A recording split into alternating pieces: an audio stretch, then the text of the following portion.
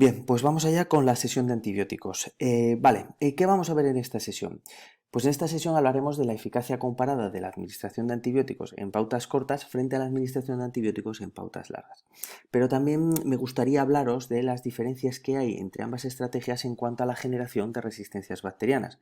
Como sabéis, las resistencias bacterianas son el problema que se deriva del uso de antibióticos que más nos preocupa en la actualidad, ¿no? Ya que nos genera bastantes problemas a la hora de tratar algunas infecciones, ya no solo por la aparición de bacterias resistentes, sino por la aparición de bacterias multiresistentes. Bien, aquí veis mi declaración de conflicto de intereses. Como veis, he recibido ayudas para la asistencia a congresos de los laboratorios que veis ahí, y luego también he recibido ayudas por parte del laboratorio Roche para la realización de un programa de posgrado. Bien, a modo de introducción me gustaría hablaros de dos personajes históricos que yo creo que tienen una gran influencia en cómo usamos los antibióticos a día de hoy. El primero de ellos es Constantino I el Grande, del cual podéis ver una estatua en la diapositiva. Constantino I el Grande fue emperador romano o fue emperador del Imperio Romano hace 1700 años. Bien, la mayor parte de vosotros os estaréis preguntando, ¿qué hace un emperador romano que vivió hace tantos años en una presentación de antibióticos del siglo XXI? Pues bien, la verdad es que Constantino I el Grande es el responsable, entre otras muchas cosas, de que la semana tenga 7 días. Y este es un hecho fundamental en cuanto a la utilización de antibióticos, porque si os fijáis, 7 días es la métrica básica que determina la duración de la mayoría de las pautas de tratamiento antibiótico clásicas. Es decir, las pautas clásicas de tratamiento son generalmente 7, 14, 21, 28. Hay excepciones, pero esta es la práctica general. Si Constantino I hubiera decidido que la semana tuviera 6 días, pues probablemente las pautas más frecuentes de tratamiento serían 6, 12, 18, 24, ¿no? Bien. El segundo personaje histórico del que me gustaría hablaros es Alexander Fleming. La verdad es que Alexander Fleming no necesita mucha presentación. Todos sabéis que fue un médico escocés, que fue el responsable del descubrimiento de la penicilina, mérito por el cual recibió el Premio Nobel de Medicina del año 1945. Pero lo verdaderamente importante de Fleming es que en el discurso de aceptación del Premio Nobel pronunció la frase que podéis ver en la diapositiva. Si usa penicilina, asegúrese de utilizar suficiente. Hay que tener en cuenta que con el descubrimiento de la penicilina se inicia la era antibiótica, y esta frase hay que enmarcarla en este contexto, ¿no? En los del inicio en los albores de la era antibiótica, en el que el principal temor que tenían los clínicos era quedarse cortos en cuanto a la utilización de antibióticos. Este miedo a quedarse corto en cuanto a la utilización de antibióticos se explica en parte por las primeras experiencias con pacientes que recibieron antibióticos. En el artículo que podéis ver en la pantalla, fechado en el año 1941, ya ha llovido bastante desde entonces, se describen los casos de los 10 primeros pacientes de la historia que recibieron penicilina. Si os fijáis, un dato curioso es que entre los firmantes del artículo no se encuentra Fleming, ya que Fleming descubre la penicilina, pero no se embarca en el desarrollo clínico de la misma como medicamento, ya que la penicilina es un compuesto muy inestable, muy difícil de trabajar, y Fleming pues decide no iniciar este proyecto. Este hito, el desarrollo clínico de la penicilina como medicamento, se lo debemos a otros dos autores que son firmantes de este artículo. En concreto estoy hablando de Florey y de Chain, ¿no? Que curiosamente comparten el Premio Nobel de Medicina de 1945 con Fleming. Sin embargo, estos dos autores son mucho menos conocidos, ¿no? Que Fleming, que es mundialmente conocido. Bien. No voy a hablar de los 10 casos que se describen en este artículo, pero sí me gustaría hablaros del primer caso, porque yo creo que es un caso muy ilustrativo de los miedos que había en esa época en cuanto a la utilización de antibióticos, y que yo creo que en parte han llegado hasta nuestros días. El primer paciente de la historia que recibe penicilina fue un policía inglés, que se hizo una herida en la cara. Unas fuentes dicen que como consecuencia de un bombardeo de la Alemania nazi en el contexto de la Segunda Guerra Mundial, y otras fuentes más románticas dicen que esta herida se la hizo podando unos rosales. En cualquier caso, lo interesante es que esta herida fue muy mal. De hecho, fue tan mal que acabó desembocando en un shock séptico. Y en esta época, un paciente en esta situación pues era un paciente completamente desahuciado, que era justo lo que Florey y Chain estaban buscando para ensayar la penicilina. De manera que empiezan a administrarle la penicilina al policía, y durante los primeros días de tratamiento el policía experimenta una gran mejoría, hasta el punto de que parece que finalmente acabará salvándose y se producirá el milagro. Sin embargo, había un problema.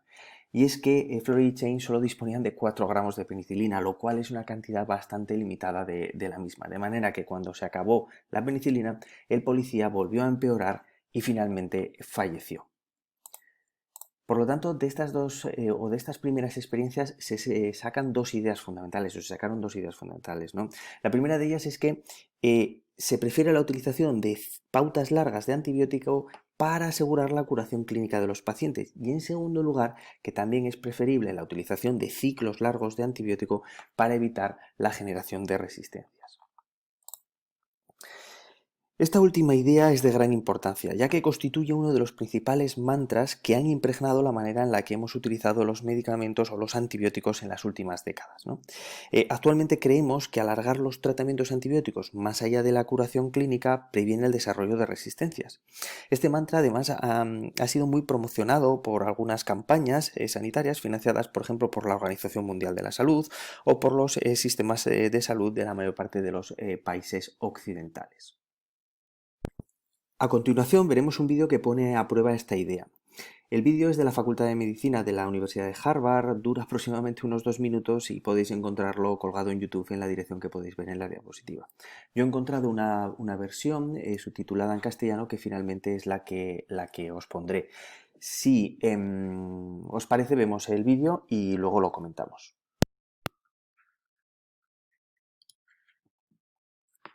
So what we ended up building was basically a petri dish, except that it's 2 feet by 4 feet. And the way we set it up is that there are 9 bands, and at the base of each of these bands, we put a normal petri dish thick agar with different amounts of antibiotic.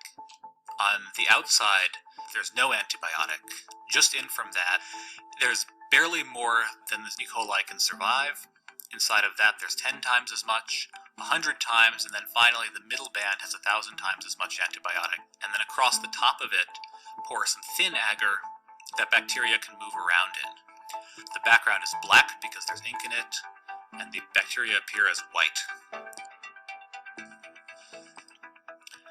First, you see they spread in the area where there's no antibiotic, up until the point they can no longer survive. Then a mutant appears on the right. It's resistant to the antibiotic, it spreads, until it starts to compete with other mutants around it.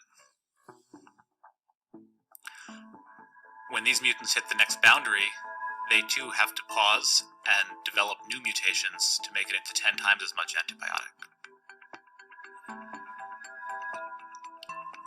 And then you see the different mutants repeat this at 100.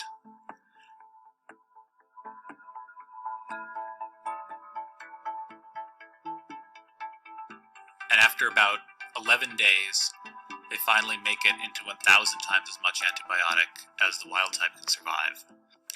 And so we can see by this process of accumulating successive mutations that bacteria, which are normally sensitive to an antibiotic, can evolve resistance to extremely high concentrations in a short period of time.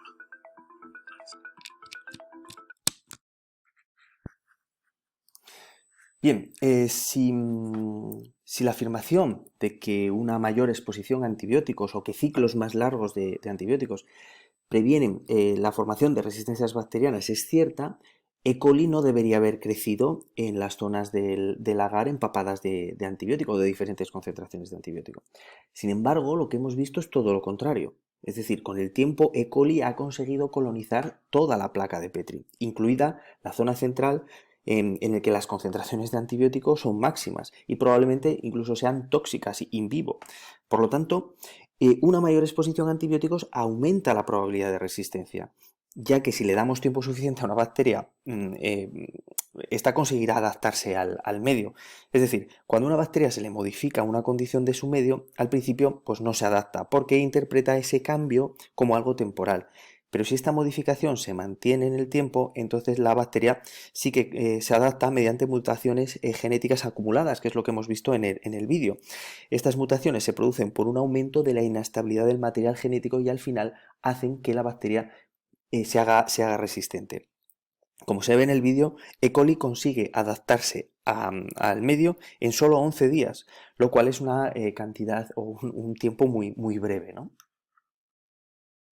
Por tanto, debemos de concentrarnos en lo que sabemos. y de lo que tenemos evidencias, ¿no? Y es que existe una clara relación entre una mayor exposición a antibióticos y mayores resistencias bacterianas. Y realmente esta afirmación cuadra con lo que sucede actualmente. Es decir, nunca hemos usado tantos antibióticos como hoy en día y nunca hemos tenido tantos problemas de resistencias como actualmente, ¿no? Por lo tanto, bueno, aquí me gustaría puntualizar una cosa, y es que no solamente se ha producido un incremento importante en la utilización de antibióticos en humanos, sino que también se ha producido un incremento muy importante de la utilización de antibióticos en veterinaria, y este es un tema también sobre el que se debería de actuar, ¿no? En cualquier caso, parece evidente que necesitamos reducir el uso de antibióticos o el uso innecesario de antibióticos para poder reducir el número de resistencias. Y aquí tenemos dos posibles estrategias. La primera de ellas pues, consiste en reducir las indicaciones en las que usamos los antibióticos, ¿no? Por ejemplo, reducir la utilización o no utilizar antibióticos para el tratamiento de infecciones víricas como pueda ser la gripe, ¿no? Sin embargo, hay una segunda estrategia que es interesante y que deberíamos de explorar, ¿no? Que es reducir la duración de las pautas de tratamiento antibiótico en algunas infecciones, siempre y cuando podamos hacer estas reducciones de una manera segura y basándonos en la evidencia. En esta diapositiva vamos a intentar representar lo que ocurre cuando administramos un antibiótico. Cuando nos enfrentamos a una infección, ya sea por un patógeno profesional o por un patógeno oportunista, la bacteria en cuestión nunca está sola. De hecho, las bacterias nunca están solas, siempre están rodeadas de otras muchas bacterias que constituyen la flora comensal y que podemos decir que son inocentes de la infección, pero sin embargo las vamos a castigar de la misma manera que intentamos castigar al patógeno que nos produce la infección, ¿no? Es decir, los vamos a exponer a todos a antibióticos. Y esta flora comensal también va a intentar adaptarse a este antibiótico. Como vimos en el vídeo, tras 3-4 días de exposición a antibiótico comienzan a aparecer los primeros clones resistentes, de manera que cuando finalizamos un ciclo antibiótico podemos estar generando resistencias tanto en la bacteria patógena como en la flora comensal. Y casi con toda probabilidad las resistencias que generamos en la flora comensal pues nos van a pasar desapercibidas. Llegados a este punto me gustaría comentar una cosa, ¿no? Y es que hay que diferenciar entre bacteria resistente o que porta una resistencia y virulencia. El hecho de que una bacteria tenga resistencias no quiere decir necesariamente que tenga que ser más virulenta. Lo que quiere decir es que en el caso de que esta bacteria con resistencias me produzca una infección, pues vamos a tener más limitaciones a la hora de tratarla. Pero no necesariamente tiene que ser más virulenta por el hecho de tener una resistencia. Y esto me gustaría explicarlo con un ejemplo. Imaginaros una mujer con una bacteriuria, siempre y cuando no se trate de una mujer embarazada, con una bacteriuria asintomática por un E. coli ble positivo. La paciente pues tiene un E. coli con una resistencia, pero no tiene sintomatología. ¿Vale? Es una bacteriuria asintomática, es decir, el hecho de que la E. coli tenga una resistencia no la ha hecho más virulenta y por eso produce infección. Tenemos una bacteriuria asintomática. Por lo tanto, en este caso, no deberíamos de tratar esta bacteriuria por el hecho de que tengamos un E. coli ble positivo, ya que lo que tenemos que fijarnos es en la clínica.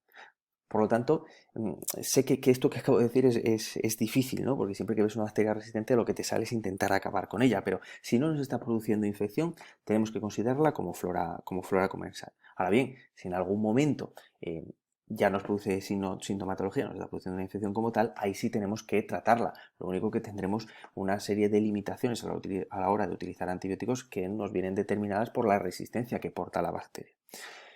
Una de las razones que justificaría el no tratar este E. coli ble positivo en orina es que si ya la tenemos en orina probablemente ya esté en colon o incluso provenga de colon. Por lo tanto, aunque la erradiquemos en la orina, es cuestión de tiempo que vuelva a aparecer. ¿Vale? Porque la tenemos acantonada en otras zonas del organismo. Por lo tanto, en estos casos es casi más importante recomendar a la paciente una modificación en sus hábitos alimentarios, de manera que ingiera más verdura, más fruta, etcétera, para intentar recambiar de manera natural la flora del colon y de las vías urinarias, que tratar con antibióticos para intentar cargarnos una bacteria que probablemente nunca consigamos erradicar del todo y que además el hecho de utilizar más antibiótico pues me puede generar aún más resistencias, ¿no? Tenemos dos mecanismos de generación de resistencias. La selección dirigida, que es el mecanismo mediante el cual los patógenos profesionales, como por ejemplo el Mycobacterium, adquieren las resistencias. Y luego, por otro lado, tenemos la selección colateral, que es el mecanismo por el cual la flora normal, que puede funcionar como oportunista, adquiere las resistencias. Este segundo mecanismo, el de la selección colateral, es el mecanismo que más debe de preocuparnos, ¿no? Sobre todo si tenemos en cuenta la lista publicada por la Organización Mundial de la Salud en el año 2017, en el que se recogen las bacterias para las que se necesitan urgentemente nuevos antibióticos, básicamente porque nos estamos quedando sin alternativas, y donde vemos que la mayor parte de los microorganismos o bacterias incluidas son flora normal. Por ejemplo, dentro del grupo de las bacterias para las que actualmente existe una necesidad crítica de nuevos antibióticos, encontramos a Cinetobacter baumannii, que puede funcionar como flora normal. También encontramos a Pseudomonas aeruginosa, que es flora normal. Y luego el ejemplo clásico de bacteria o de flora normal, que son las enterobacterias, ¿no? Escherichia coli, Klebsiella pneumoniae, etc. Por lo tanto, el problema de resistencias bacterianas que tenemos actualmente nos lo están produciendo fundamentalmente bacterias normales, flora normal. Por lo tanto, podemos decir que tenemos un problema de fuego amigo. Podríamos destacar hasta este momento varias ideas, ¿no? La primera de ellas es que existe un riesgo innecesario de resistencia antibiótica cuando los tratamientos se prolongan más allá de lo necesario. Otra idea interesante que podríamos sacar hasta este momento de la sesión es que llama mucho la atención la poca evidencia que sustenta las pautas clásicas de tratamiento, las pautas basadas en la métrica de la semana. Y otra idea interesante es que, en contra de lo que pensábamos y de muchas campañas institucionales, a día de hoy no tenemos o carecemos de evidencia que nos permita afirmar que tratamientos más cortos incrementan el riesgo de resistencias bacterianas. A partir de aquí vamos a comentar la eficacia comparada de ambas estrategias en el tratamiento de algunas de las infecciones más prevalentes en atención primaria. Comenzamos con la neumonía adquirida en la comunidad. Esta revisión sistemática y metaanálisis que veis en la diapositiva fue publicada en el año 2018 e incluyó 21 ensayos clínicos, 9 de los cuales solo tenía a pacientes ambulatorios. El paciente ambulatorio es el que más nos interesa desde nuestra óptica de atención primaria, ¿no? 6 ensayos clínicos tenían solo a pacientes ingresados y luego el resto pues tenían ambos tipos de pacientes. Estos ensayos incluyeron pautas cortas de antibiótico, entendiendo como pautas cortas de antibiótico aquellas que duraban 6 días o menos, frente a pautas largas, entendiendo por pauta larga aquella que duraba 7 días o más. Las pautas, la verdad que incluyó varias familias de antibióticos, ¿no? Entre ellas macrólidos, quinolonas o betalactámicos. El trabajo concluye que no hay diferencias en las tasas de curación clínica y recaídas entre ambas estrategias. Y luego, por otra parte, observa una menor tasa de efectos adversos y una menor mortalidad, lo cual es muy curioso, en el brazo de pauta corta de antibiótico. Es verdad que el trabajo no es perfecto y tiene algunas pegas, ¿no? Entre ellas, pues que solamente tenemos 9 ensayos clínicos que incluyen al tipo de paciente que más nos interesa desde la óptica de atención primaria, que es el paciente ambulatorio, pero yo creo que el principal problema que tienen estos ensayos clínicos es que utilizan diferentes antibióticos o comparan diferentes antibióticos a diferentes dosis, y esta yo creo que es la principal limitación de los estudios. Aquí veis el diagrama de Mosque de mortalidad en el que se ve una menor mortalidad asociada al uso de pautas cortas, lo cual yo creo que es un hallazgo muy interesante y muy notable. Bien, para despejar completamente las dudas de cuál de las dos estrategias es mejor en el tratamiento de la neumonía adquirida en la comunidad, lo ideal sería disponer de ensayos clínicos que compararan las pautas cortas frente a las pautas largas utilizando el mismo antibiótico y a la misma dosis, y que la única diferencia entre las dos intervenciones del estudio fuera la duración del tratamiento antibiótico. Sin embargo, en la literatura no disponemos de este tipo de ensayos clínicos, tal y como pone de manifiesto esta revisión sistemática de la Cochrane.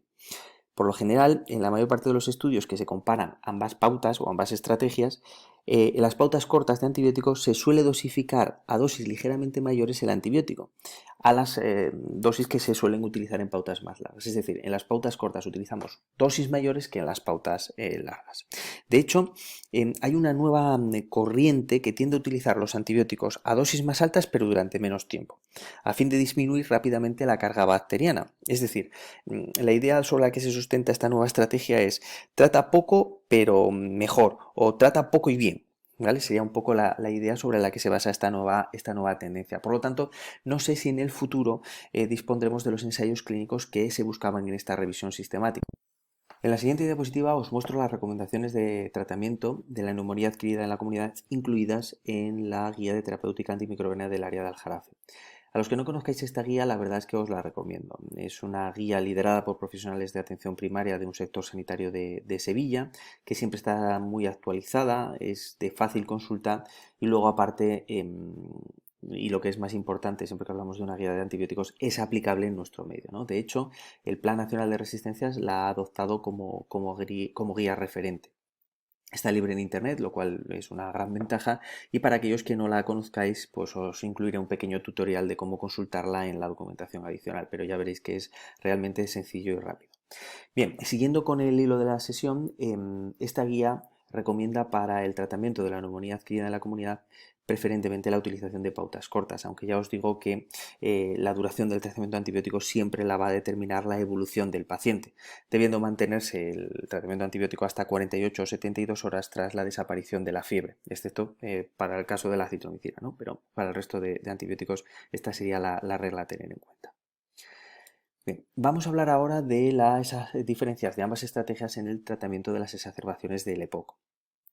Comentaremos este metaanálisis de 7 ensayos clínicos en los que se compara el mismo antibiótico a la misma dosis y vía, y en el que pues, se observa la misma eficacia con menos efectos adversos asociados al uso de pautas cortas. De hecho, en el diagrama de bosque de esta diapositiva, de la parte de la izquierda, podéis ver cómo tenemos una misma eficacia clínica, pero tenemos una menor tasa de efectos adversos asociada al uso de pautas cortas.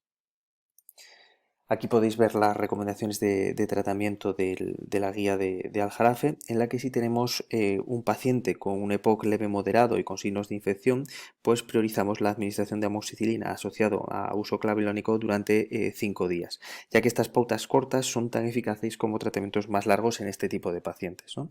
Sin embargo, si el EPOC es más grave, ya tenemos que plantearnos ampliar la duración de este tratamiento hasta 7 días, en función de la evolución del paciente. Y si el paciente, aparte de tener un EPOC grave, pues tenemos la sospecha de que puede tener infección por Pseudomonas aeruginosa, pues aquí ya sí que tenemos que utilizar una quinolona que podemos extender hasta los 7 días de tratamiento. Vamos ahora con el tratamiento de la cistitis no complicada en la mujer. La verdad es que el tema de la cistitis es un tema difícil. Hace algunas décadas eran muy habituales los regímenes de dosis única de muchos antibióticos, como por ejemplo quinolonas, sulfamethoxazol, trimethoprim, fosfomicina, o incluso dosis únicas de betalactámicos, aunque las tasas de curación de estos últimos siempre fueron bastante menores, ¿no? Sin embargo, con el tiempo estas dosis únicas fueron abandonadas, excepto en el caso de la fosfomicina, ya que pautas un poco más largas demostraron tener una mayor eficacia clínica a largo plazo. Los regímenes de 3 días también se han ensayado bastante y en el caso de algunos antibióticos, como por ejemplo el sulfamethoxazol, trimethoprim, han demostrado ser equivalentes estas pautas de 3 días a tratamientos un poco más largos, ¿no?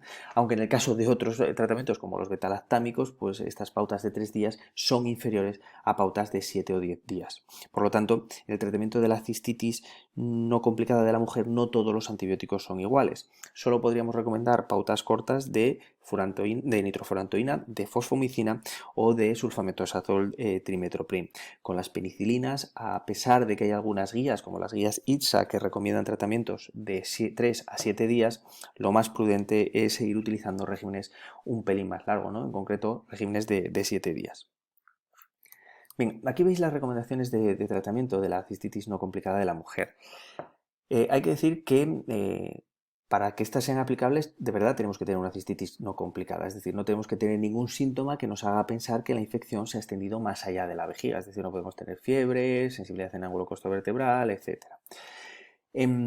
Otra cosa que tenemos que tener en cuenta en el tratamiento de la cistitis no complicada de la mujer es que deberíamos de intentar evitar en la medida de lo posible la utilización de antibióticos de amplio espectro, como por ejemplo la amoxicilina, las quinolonas o las cefalosporinas de tercera generación, ¿no? Ya que estos antibióticos incrementan el riesgo de infección por Clostridium y también predisponen mucho a la aparición de candidiasis, ¿no? Por lo tanto, en la medida de lo posible deberíamos de evitarlas. Además, las tasas de resistencia de E. coli y de Klebsiella pneumoniae a estos antibióticos pues están aumentando bastante. Por lo tanto, en el tratamiento de la cistitis no complicada deberíamos utilizar los antibióticos que veis en la diapositiva, ¿no? El de elección es fosfomicina tromotamol en dosis única por la comodidad y la alta eficacia que presenta este tratamiento, y como alternativa podríamos plantearnos la utilización de nitrofurantoína eh, durante 5 días o en mujeres jóvenes incluso de sulfametosazol trimetoprim durante 3 días. Generalmente la cistitis en el hombre siempre se ha considerado como una ITU complicada, ya sea por una anomalía anatómica o funcional. Sin embargo, actualmente se ha visto que los hombres también pueden sufrir una ITU no complicada, siempre y cuando cumplan con las mismas condiciones o requerimientos que la mujer, es decir, solamente tengamos disuria, hematuria o poliaquiuria. En general, en el tratamiento de la ITU no complicada del varón, se recomiendan duraciones de tratamiento un poco más largas, ¿no? Tal y como podemos ver, por ejemplo, con la fosfomicina, en la que en lugar de una dosis, como sería para el tratamiento de una cistitis en la mujer, debemos de utilizar 2 dosis, la segunda de ellas administrada 3 días después de la primera. Otra diferencia notable con el tratamiento de la cistitis de la mujer es que en el caso del hombre no está recomendada la utilización de nitrofurantoína, tal y como se recoge en la nota informativa de seguridad publicada por la Agencia Española de Medicamentos y Productos Sanitarios referente a la nitrofurantoína. En cuanto a las bacteriurias en mujeres embarazadas, a diferencia de lo que ocurre con las mujeres no embarazadas, estas siempre deben de tratarse por el mayor riesgo de pielonefritis y de bajo peso al nacer de los recién nacidos. En general, en esta situación siempre se han preferido pautas cortas para minimizar la exposición del feto a los antibióticos. Sin embargo, en esta revisión de la Cochrane se compararon regímenes de dosis única frente a regímenes de 4 o 7 días. Y se concluyó que los regímenes de dosis única pueden no ser tan efectivos como regímenes más largos de 4 o 7 días, con la excepción hecha de la fosfomicina. La ventaja que tenemos siempre en esta situación es que casi siempre dispondremos de un cultivo con un antibiograma, ¿no? Por lo tanto, la duración del tratamiento en este caso va a depender de la selección del antibiótico. Para finalizar con el repaso de las infecciones de adultos, hablaremos de la pielonefritis. En concreto de la pielonefritis aguda, leve o moderada, que es la que se consulta en atención primaria. En esta revisión sistemática que podéis ver en la pantalla, se compararon regímenes antibióticos de 7 días frente a regímenes antibióticos de 10, 14 o 21 días. Los resultados que se obtuvieron fue que los regímenes más cortos presentaban una eficacia clínica y microbiológica equivalente a regímenes más largos, aunque había que hacer una salvedad, y es que los pacientes con anomalías urogenitales, pues la eficacia microbiológica fue superior con tratamientos más largos. En cuanto a las recomendaciones de tratamiento de la pielonefritis, las cefalosporinas de tercera generación, como por ejemplo la cefixima, constituyen el tratamiento de elección, debido en gran medida a nuestras tasas de resistencia a fluoroquinolonas, ¿no? Que son muy elevadas. En el área sanitaria de Tramuntana, que es donde yo trabajo, pues la sensibilidad de coli, que es la responsable del 90% de las pielonefritis, es de solo el 74%. En el área sanitaria de Ponent, creo recordar que la sensibilidad es aún peor, ¿no? Creo que rondaba el 62%. Por lo tanto, creo que nosotros estamos muy lejos de poder utilizar las quinolonas como tratamiento empírico de la pielonefritis. En aquellas áreas en las que las tasas de resistencia a fluoroquinolonas pues, sean inferiores al 10%, pues se podrían emplear, pero ya os digo que creo que nosotros estamos bastante lejos de estos niveles. Los regímenes basados en quinolonas son efectivos en pautas de 5 días. Sin embargo, los regímenes basados o a base de cefixima pues necesitan un poco más de tiempo, tal y como veis en la recomendación de tratamiento de la guía de Aljarafe de 10 días, ¿no? De todas maneras, en el momento que se disponga de un urinocultivo, si la cepa es sensible a cefixima, pues y la evolución es buena, pues podemos continuar. Pero si la cepa no es sensible a cefixima o la evolución clínica no está siendo buena y por el contrario si tenemos que es sensible a quinolona, pues hacemos el cambio a ciprofloxacino 500 miligramos cada 12 durante 7 días y fenomenal, ¿no? Pero siempre tenemos que cambiar a quinolonas cuando tengamos un urinocultivo que nos lo permita hacer. Aquí también me gustaría comentar que la fosfomicina y la nutrofurantoína no son opciones de tratamiento de la pielonefritis, ya que ninguno de estos dos fármacos difunde a riñón y por lo tanto no son opciones válidas. Vamos ahora con dos píldoras sobre la utilización de pautas cortas de antibiótico en el tratamiento de algunas infecciones pediátricas. En concreto, vamos a hablar de la faringitis aguda y de la otitis media. Bien, en cuanto al tratamiento de la faringitis aguda en niños, la equivalencia entre las pautas cortas y las pautas largas no está clara. Disponemos de algo de evidencia, como el metaanálisis de Falagas, que avala el uso de pautas cortas, ¿no?, en esta indicación, pero realmente la duda nunca se acaba de despejar. En el ensayo clínico que podéis ver en la diapositiva, que fue llevado a cabo por SCOG muy recientemente, como si os fijáis es de finales del 19, se concluye que las pautas cortas de penicilina 5, administrada 4 veces al día a dosis de 800 miligramos durante 5 días, son equivalentes clínicamente a pautas de penicilina 5 administradas 3 veces al día a dosis de 1000 miligramos durante 10 días. También dice que no hay diferencias en cuanto al número de recaídas y de complicaciones, etc. Sin embargo, este estudio tiene una pega importante, y es que las tasas de erradicación de Streptococcus pyogenes fueron mucho menores en el brazo de tratamiento de 5 días, es decir, fueron del 80%, lo que representa una diferencia bastante notable con el brazo de tratamiento de 10 días, en el que las tasas de erradicación fueron del 91%. Por lo tanto, hay una diferencia de un 1% entre ambas estrategias. Si tenemos en cuenta que las complicaciones que pueden tener la faringitis estreptocócica se deben, especialmente la fiebre reumática, se deben probablemente a la presencia de estreptococos del grupo A en la orofaringe, parece más razonable seguir recomendando pautas largas de 10 días frente a estas pautas cortas, ¿no? De hecho, en la guía de Al-Jarafe se sigue recomendando la utilización de pautas largas de antibiótico. El fármaco de elección sigue siendo la penicilina 5, ya que es un fármaco que presenta muy buenos resultados, muy buenas tasas de curación.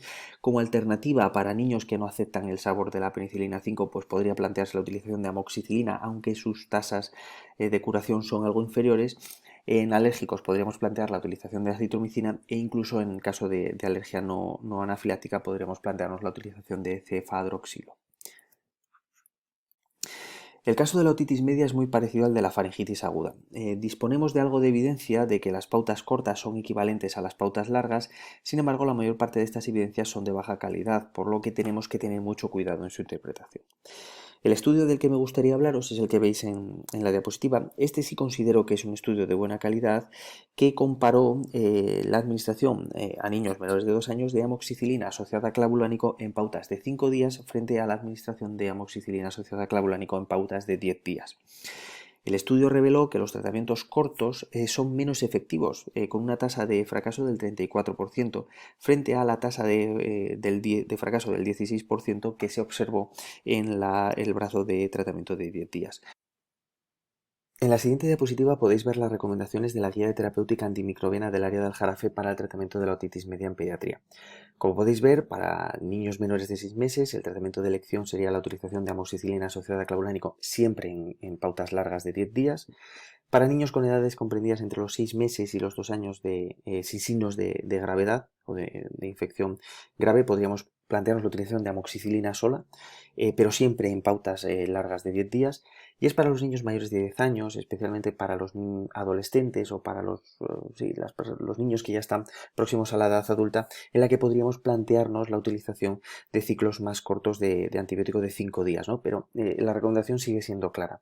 En niños pequeños debemos utilizar ciclos largos de antibiótico, y solamente en aquellos niños que ya son casi adultos podríamos plantearnos la utilización de ciclos más cortos de antibiótico. Ya para finalizar la sesión me gustaría resumir las ideas principales, ¿no?, de la misma. La primera de ellas es que hay una clara relación entre la exposición a antibióticos y la aparición de resistencias bacterianas, y esto es lo que cada vez nos dice más la evidencia y lo que vemos en el día a día, ¿no? Luego, por otra parte, debemos de reducir, o es necesario que reduzcamos el consumo de antibióticos debido a las altas tasas de resistencia que tenemos. Y para reducir el consumo de antibióticos tenemos dos opciones. O bien reducimos el número de indicaciones en las que los utilizamos, entendiendo esto como la reducción del uso de antibióticos en aquellas indicaciones en las que no hay un beneficio clínico de su uso, como es el tratamiento de infecciones víricas, o bien recurrimos a una segunda estrategia, que es reducir la duración de los ciclos antibióticos en el tratamiento de aquellas infecciones en las que es seguro y eficaz hacerlo. Y la evidencia, pues bueno, ya nos avala el uso de pautas más cortas en, bueno, un abanico amplio de infecciones en adultos. No es así para pediatría. En pediatría la evidencia sigue siendo, bueno, es contradictoria, pero sigue siendo más favorable al uso de pautas largas que de pautas más cortas, ¿no? Por lo tanto, ya para finalizar, podemos afirmar que más corto es mejor la mayoría de las veces.